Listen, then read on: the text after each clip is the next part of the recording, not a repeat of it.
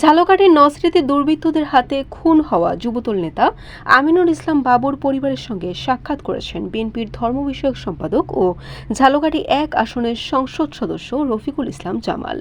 সোমবার বেলা ১১টার দিকে উপজেলার নাচনমহল এলাকার আমিনুল ইসলাম বাবুর বাড়িতে গিয়ে তিনি পরিবারের সদস্যদের সঙ্গে সাক্ষাৎ করেন।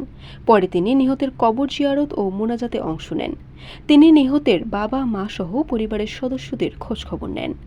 বাবা আলমগীর হোসেন কান্না জড়িত কণ্ঠে নৃশংসভাবে তার ছেলেকে হত্যার বর্ণনা দেন। তিনি সন্তান হত্যায় জড়িতদের গ্রেফতারের দাবি ও দৃষ্টান্তমূলক শাস্তির দাবি জানান। এ সময় রফিকুল ইসলাম জামাল শোক সন্তপ্ত পরিবারের সদস্যদের সান্ত্বনা প্রদান করেন এবং অপরাধীদের দ্রুত বিচার ও দৃষ্টান্তমূলক শাস্তি নিশ্চিতের আশ্বাস দেন। সাক্ষাৎকালে এমপি রফিকুল ইসলাম জামাল বলেন, ইউনিয়নের যুবদল নেতা দুর্বৃত্তদের হাতে নিহতের ঘটনাটি অত্যন্ত মর্মান্তিক।